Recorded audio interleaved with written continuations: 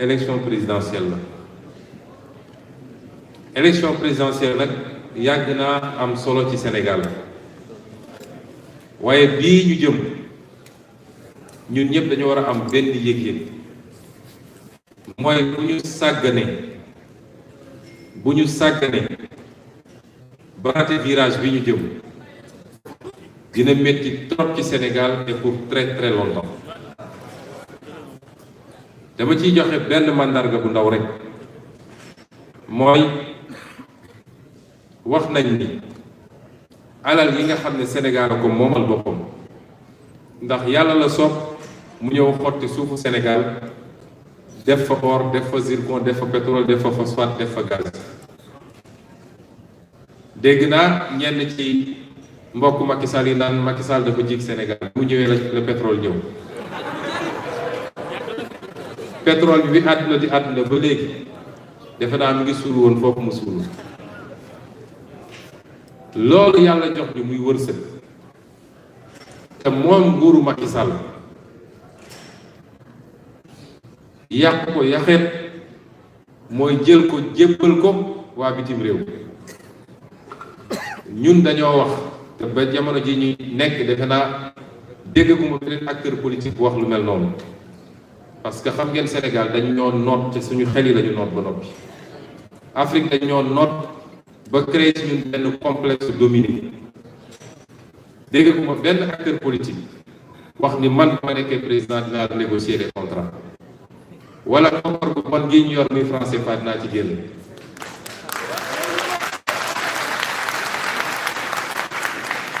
parce que nit ñu nootee moo jur ci ñun. surtout suñu acteurs politiques yi ñu ci bëri jàpp nañ ni ku bëgg a nekk président de la république war ngaa fexe ba tubaab bi ak seeni multinationale buñ la mus a joxoñ fii France gi ñu ne acteur politique français bi am na sañ-sañ wax lu nekk ci li mu jàpp ni lii mooy intéressé France waaye acteur politique africain rawatina zone francophone amul sañ-sañ wax ci lépp loo xam ne jàpp na ni su ma ko waxee dinaa toucher ci intérêt ki ñu nootoon wala keneen ku dul moom parce que li ñu yem léegi yem doonul rek ci France léegi ay Maroc yu ñu tollooloon en 1960 sax ay Turquie ñépp ñu yem. kon suñu nee loolu nga xam ne alalu réew mi la te Macky Sall joxe ko ci anam boo xam ne su dee ci droit yi 10% dong lañ ci am. su dee ci partage de production bi lañ ci am du mat 15%. ñu ne loolu bu ñu yàlla ñun tegoon ci bopp réew mi dañ koy renégocier ne ñëpp xam ni te bind naa sama téere bi ni buñ ko defoon gën saa néew at wu ne dina andi 800 milliards de recettes supplémentaires Sénégal. loolu nag bu ñu 2019 rombe dina jafee def te dina fekk ñoom ñi ñu ko jox lal basan ba toog xam nga gan buy doog a dugg balaa muy toog mun nga ko ne sëñ bi dëppal mais bu xasee ba toog ba frenkalaay nga jox ko ceebu jën wala ay tojaay mu lekk ba suur boo ko ne sëñ bi génnal mu ne la sëñ bi may ma toog ba si kanam. kon yéen ñëpp xam ngeen ni les premiers barils de pétrole ñi ngi prévoir ni 2021 lay commencé génn balaa ñu naan 2024 wala 2029 ñooñu dinañu am dëgër laay ci Sénégal bu toll noo xam ne waxuma la sax am sañ-sañu renégocier ko waaye ñoom ñooy mujj di fal président de la République au Sénégal. kon loolu benn exemple bu ndaw rek la ci lii nga xam ne mooy manque de vision président Macky Sall. nga xam ne depuis le début dafa juum totalement ci priorité Sénégal moom jàpp na ni priorité Sénégal nañu fexe ba Sénégal yi naan Macky Sall bi mu fi nekkee président dañu am benn train boo xam ne boo ci duggee day mel ni yaa nga Paris te boobu jamono Sénégalais yi lekkuñu ba suuf Sénégalais yi jànguñu Sénégalais yi fajuñu su dul woon les transferts des immigrés njaaxum am Sénégal.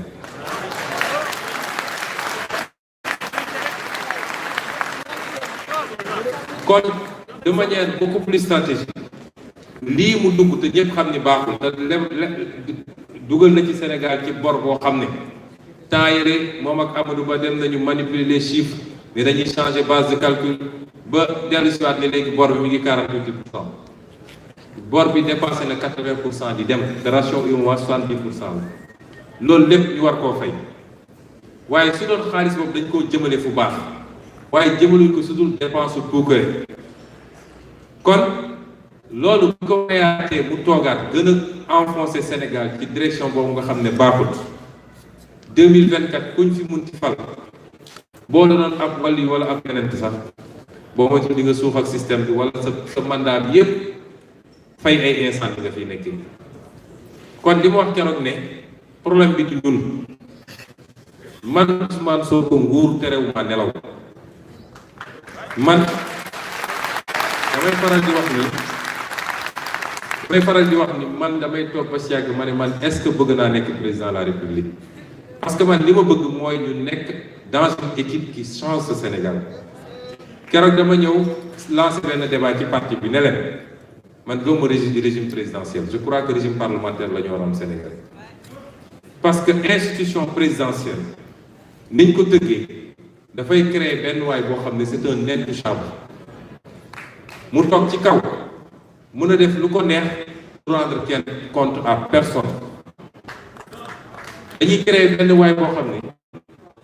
jox nañ ko fonds politique jox nañ ko budget may nañ ko mun a dem leb ci turu Sénégal may nañ ko mu am sañ-sañ jëm ak jël alalu Sénégal muy ci napp gi muy ci mbay gi ba ci suuf si léegi le foncier joxe ko te kooku nee nañu il est irresponsable mooy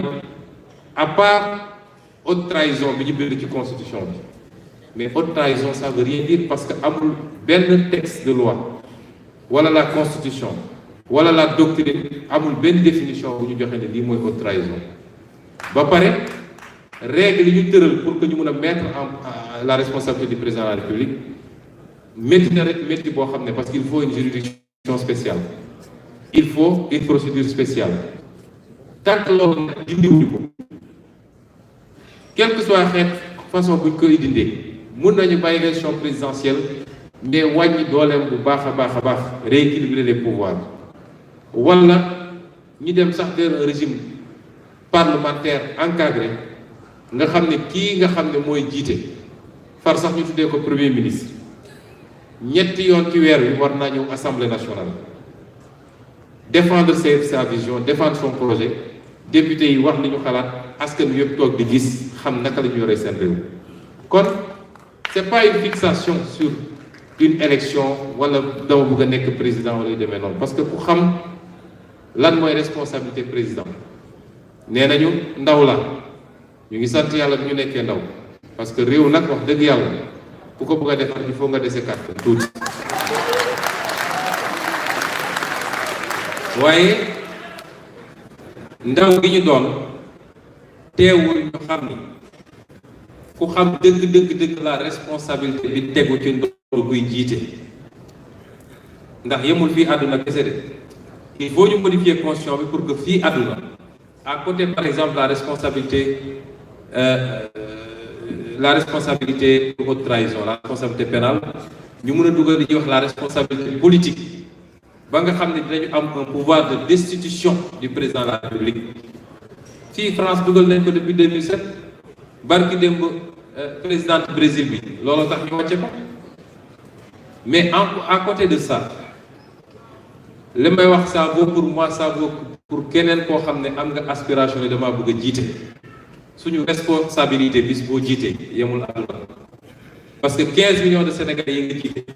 bis dina ñëw nga taxaw sa kanamu borom mu ne la naka nga defoon ak ñoom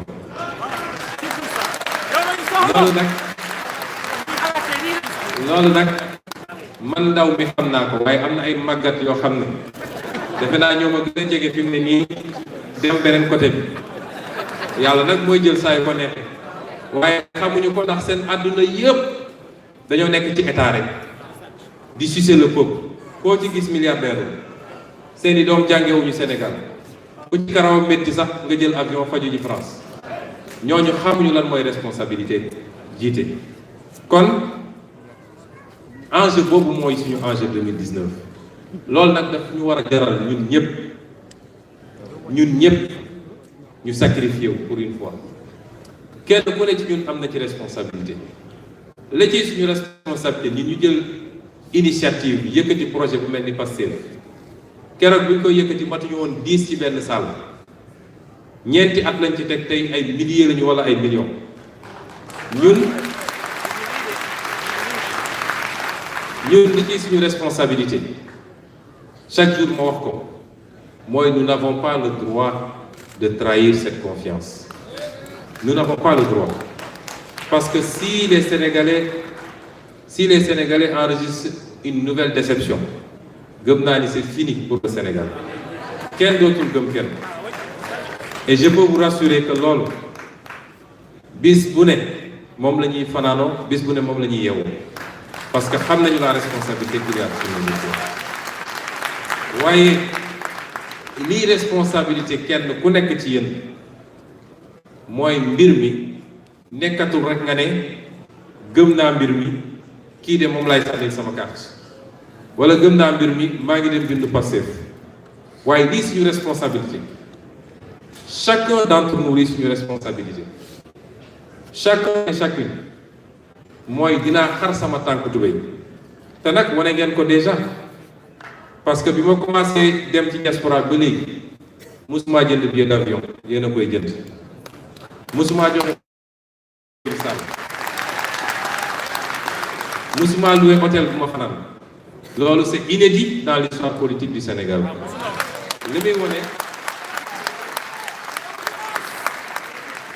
li muy wane mooy lii ma wax nii am ngeen yéeg-yéeg bi ba pare mais dañuy soññante rek mooy luñ ci doon def rek ñetti weer wala ñaari weer et demi moo des nañ ko multiplier par 10 xam ni benn yoon lay métti mais suñu yàlla mayee ñu yegg fi ñu bëgg a yegg ba wan Sénégal lay ni liñ leen waroon ci politique du lii mënoon nañu am lu gën lii depuis longtemps je pense que bés bu ñu ko defee chacun et chacune d'entre nous kenn ku ne ci ñun dina am la fierté au crépuscule de sa vie d'avoir été porteur de ce projet qui a changé définitivement le Sénégal.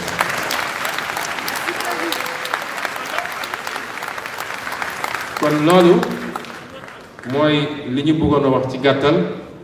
wax ko ci tubaab tënk ko ci wolof tuuti di leen wax nag ni